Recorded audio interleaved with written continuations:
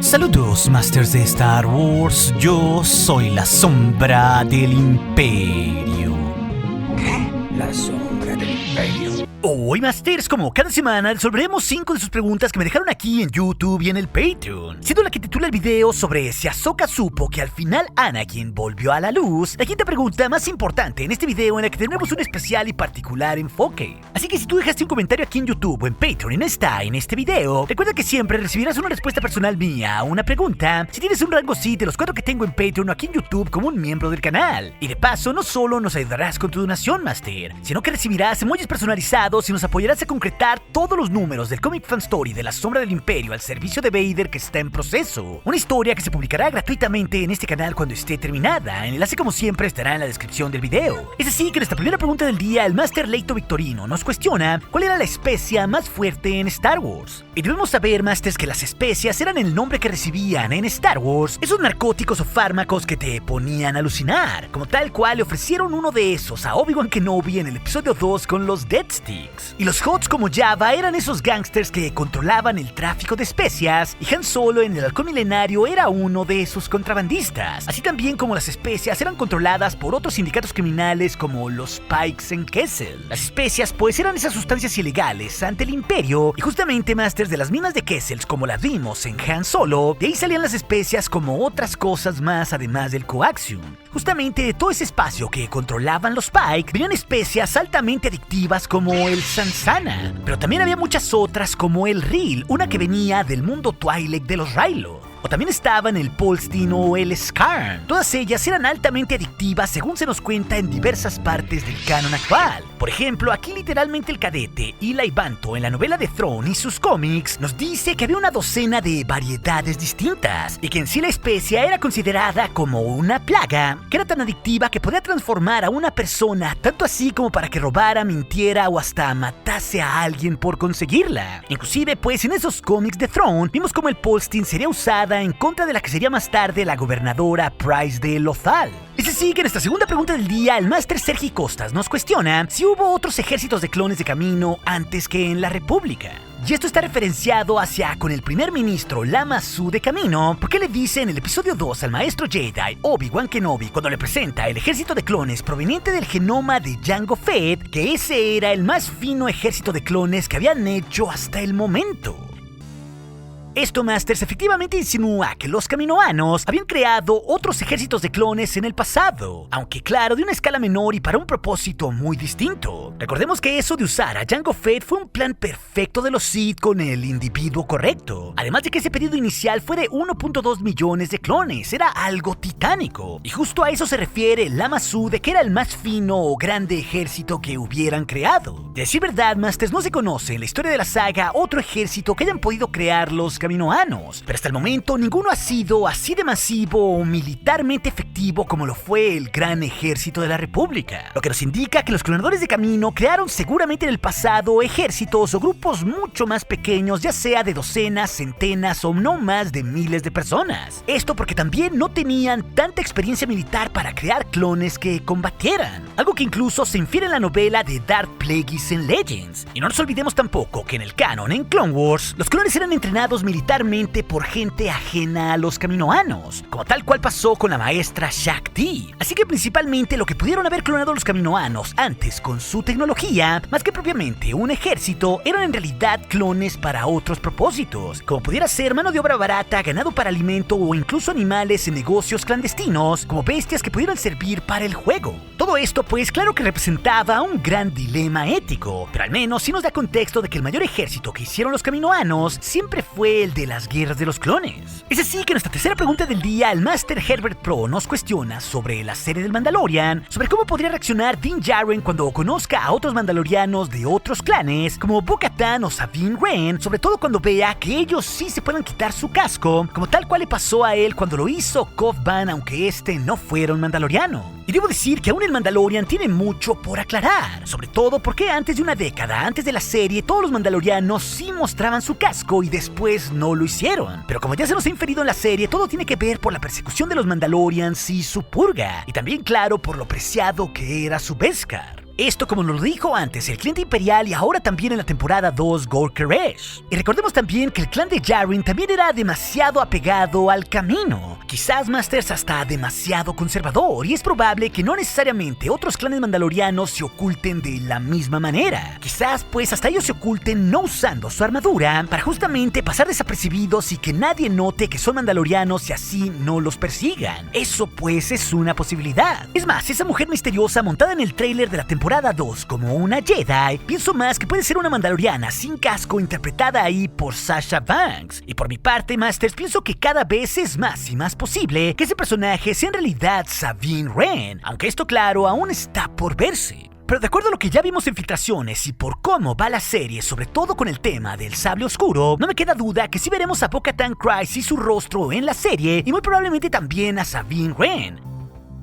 Esto porque ya sabemos también desde hace mucho tiempo que Ahsoka estará presente en la serie y porque todas ellas tienen mucha relación. No nos olvidemos que fueron las dos mandalorianas las que iniciaron la revuelta en contra del Imperio en la serie de Rebels, que por consiguiente provocó la purga mandaloriana y la noche de las 1000 lágrimas que nos contó el Moff Gideon en la temporada 1. Claro, si quieren saber más al respecto, hice un video recientemente explicando toda la purga mandaloriana. Así que definitivamente Yaren sí podría sorprenderse si no ve que esos mandalorianos sigan sus mismas formas, pero también puede ser que estos mandalorianos estén capturados o que hasta Din Djarin respete sus formas por ser de otros clanes. Claro, creo que la serie sí meterá algo de tensión como pasó por ciertos momentos con Band al principio del episodio para hacernos dudar como espectador, pero a la larga no creo que haya mayor conflicto para que sí muestren el rostro de un mandaloriano. Es más, en el gran arco narrativo de Din Djarin, yo creo que inevitablemente sí veremos más y más su rostro, sobre todo porque ya se nos mostró inicialmente desde la temporada 1. Así que en el caso de que Bo-Katan o Sabine muestren su rostro como seguramente lo harán ante Djarin, él desde luego se sorprenderá. Pero tampoco creo que haya un gran conflicto entre mandalorianos, sobre todo porque ahora son muy pero muy pocos y deben cuidarse sobre todo entre ellos, algo que el propio Din Djarin ya nos dijo. Es así que en esta cuarta pregunta, también en relación al Mandalorian, el Master Fernando Weiser nos cuestiona si acaso Boba Fett era quien perseguía al Mandalorian en la temporada 1 en Tatooine. Y yo, Master, centrado netamente en esto que llamamos la especulación responsable, me atrevería a decir que sí, y que prácticamente con lo que vimos en el capítulo 1 del Mandalorian y su temporada 2 se termina por confirmar. Ya que inclusive, si lo recuerdan, cuando salió el episodio 5 de la temporada 1, donde también visitamos Tatooine, ahí hicimos un video previo diciendo que seguramente sí era Boba Fett quien estaba revisando el cuerpo de la supuestamente difunta Fennec Shand tras el paso de Mando y de Toro Calican por Tatooine. Ahí si lo recuerdan, vimos retratado a un individuo con botas y con un manto largo. Y este outfit de la temporada 1 parece muy similar al que ahora vemos con Boba Fett en la temporada 2, además claro de cargar un rifle y un Gatherfee de los Tusken Raiders. Lo más interesante y que noté de inmediato es que al igual como sonaban las típicas espuelas de Boba Fett en la temporada 1 en Tatooine, que ya habíamos escuchado también en el Imperio Contraataca,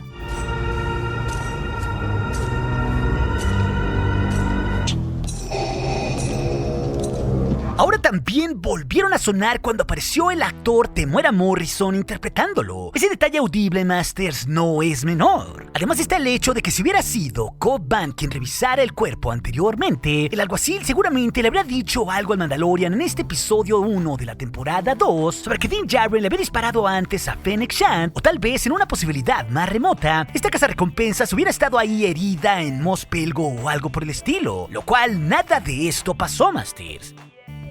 En este sentido, me parece que la gran trama del Mandalorian desde la temporada 1 por medio de Dave Filoni y Jon Favreau ya nos habían sembrado algo sobre que Boba Fett y todo esto sobre este cazarrecompensas tendría más importancia en el futuro. Y ahora pues esto se confirma tras que Din Djarin se haya llevado su armadura de Boba Fett fuera de Tatooine. Lo cual todo esto abre muchas interesantes posibilidades además de 1000 preguntas. Por un lado porque Fett podría perseguirlo al saber que tiene su armadura o también al saber ya que carga al bebé Yoda. Inclusive pues hasta podríamos ver al Slave One regresar. Pero sobre todo, creo que la aparición futura de Fett generará algún tipo de rivalidad entre dos individuos que usan armadura mandaloriana pero que tienen credos distintos. Y eso es lo más interesante que puede ofrecer en sí la serie. Aunque claro, mucho de eso, si quieren saber más, lo discutimos ya en nuestro video previo sobre la revelación de que Boba Fett estaba vivo y de lo que en realidad él está buscando. Es así que nuestra quinta pregunta final que titula el video, el Master Storm Ranger desde aquí en YouTube nos cuestiona si Ahsoka supo al final que Anakin volvió volvió a la luz. Y aquí, Masters, también tenemos que recordar mucho de la serie de Rebels, la cual curiosamente la acabo de rever completamente, ya que respecto a Ahsoka Tano, la última vez que la vimos lo más cercana a los tiempos que vivió y murió Anakin como tal, es tal cual la serie de Rebels. Recordemos también que tanto en esa serie como en la novela canónica de Ahsoka, Masters, nos dijeron que ella en realidad no podía sentir a Anakin tras los sucesos de la Orden 66, como tal cual lo vimos en el final de Clone Wars. Y esto se nos explicó porque algo dentro de él y con su resonancia en la fuerza había cambiado, sobre todo pues porque se había pasado al lado oscuro. Y por eso Ahsoka de cierta manera creía que su maestro había muerto, particularmente porque la resonancia luminosa en la fuerza de Skywalker se había ido. No obstante, Rebel nos demostró que ella tenía algunas sospechas sobre esa figura llamada Darth Vader en relación a Anakin, y por eso junto con Ezra y Kanan acudió en la temporada 2 al Templo Jedi en Lothal para ser guiada por la fuerza para descubrir que verdaderamente Vader era Anakin. Y eso es en realidad fundamental para entender esto, porque ahí la Togruta sí entendió que la resonancia oscura de Vader en la fuerza era en realidad la misma de Anakin, que por consiguiente su maestro no había muerto. Esto pues le tomó cerca de 15 años entenderlo, algo que tal cual lo pudimos ver cara a cara en el combate a muerte que tuvieron los dos en el Templo Sith en Malachor en esa misma temporada más tarde. No obstante, también Ahsoka, tras haber sido salvada por Ezra en el Mundo Entre Mundos en la temporada 4, se volvería sobre todo mucho más sabia, Masters, porque ella al estar dentro de ese portal es la que le dice a Ezra que no se pueden cambiar los sucesos, que no había pues la manera de salvar de la muerte a Kanan Jarrus a pesar de poder revivirlo todo en ese portal. Ella de cierta manera nos dice que todo ya estaba escrito, pero tampoco quiere decir que mediante el Mundo Entre Mundos el tiempo se pudiera cambiar, como tal cual lo han confirmado los creativos de Star Wars sobre ese portal. Esto nos dice que solo hay una línea del tiempo en Star Wars y que Ahsoka estaba predestinada a ser salvada por Ezra. Pero con toda esta información, Ahsoka se transforma después en un ser tremendamente sabio que regresa inicialmente al tiempo donde enfrentó a Vader. Pero a pesar de ya saber esto, ella pasa 2 años desaparecida a propósito. Y sobre todo, con esa información no cambia nada de lo que sucede más tarde. Ni la muerte de Kanan Jarrus ni la desaparición de Ezra. De nuevo, pues, como si todo por medio de la fuerza ya estuviera escrito. No obstante, Ahsoka sí se embarca con Sabine ya 5 años después del final de la serie de Rebels, en ese famoso epílogo para buscar al Jedi Ezra Bridger, todo después de la Guerra Civil. Y ahí, claro, ya había muerto Darth Vader, Masters. Al igual que los rebeldes, ya habían salido victoriosos porque aquello sucede después de la batalla de Endor, como nos dijo Sabine en los diálogos. Y esto además se confirma porque la nave de Ahsoka era acompañada por 2 X-Wings. Así que todo esto nos confirma que Ahsoka la Blanca, en su inmensa sabiduría, seguramente ya sabía lo que había pasado con Anakin, sobre todo por el gran viaje en la fuerza que tiene ella, Masters, que está bien representado sobre todo en Rebels. Y esto se suma a que Vader tuvo un enorme conflicto interno en su último año de existencia. Y esto recordemos que está muy bien representado en los cómics post-Imperio Contraataca del canon, como lo hemos visto ya en la genial serie 2020 de Marvel con el Sith, inclusive hasta visitando la tumba de Padme Amidala. Todo esto es vital porque es en realidad Luke Skywalker el que hace que Anakin vuelva a existir con su redención. Y así, en los últimos minutos de la existencia de Anakin en el mundo terrenal, su resonancia en la fuerza luminosa volvió a ser la misma que la de antaño. Tanto así pues que se hizo un fantasma luminoso. Así que con todo esto, seguramente la poderosa Ahsoka Tano, como toda una maestra luminosa, pudo haber sentido ese cambio y dejar así que la profecía se completase. Algo que incluso en Rebels ya se nos había dicho cuando se juntaron los holocrones Sith y el Jedi, que la clave para destruir a los Sith estaba justo en Tatooine, es decir, mediante el hijo de Anakin, Luke Skywalker. Así que con la redención del Sith en el regreso del Jedi, es muy posible que Ahsoka haya vuelto a sentir de vuelta a su maestro por medio de la fuerza. Inclusive, Masters, ante la aparición más que cantada de Ahsoka en el Mandalorian, como lo han dicho múltiples filtraciones, es muy posible que ahí sí se nos haga alguna referencia hacia su maestro o haberlo sentido. O incluso pues que este hecho lo veamos más tarde en ese Filoniverse de series de Star Wars que ya está construyendo tras bambalinas la saga, donde ya sabemos que Ahsoka también será fundamental. Creo pues que eventualmente Seguramente tendremos una respuesta o al menos un guiño mucho más contundente en las eras futuras de Star Wars dicho por la propia Ahsoka. Pero al menos todo esto de Rebels más haberlo escuchado a los dos como voces Jedi del pasado en el episodio 9, el ascenso de Skywalker en esa visión de Rey, nos demuestra que el estar todos conectados por la fuerza y ser usuarios luminosos, que de una u otra forma Ahsoka terminaría sabiendo que Anakin sí volvió a la luz, reencontrándose así aunque estuviera ella viva o no con su antiguo maestro gracias a la fuerza. Pero si quieres saber más de por qué los Jedi eran llamados caballeros y los Sith lores, esa historia de las preguntas del día te la dejaré aquí en las pantallas finales junto con otras. Y recuerde, nuestro aliado es la fuerza y un poderoso aliado es. Hasta aquí su amigo, la sombra del Imperio.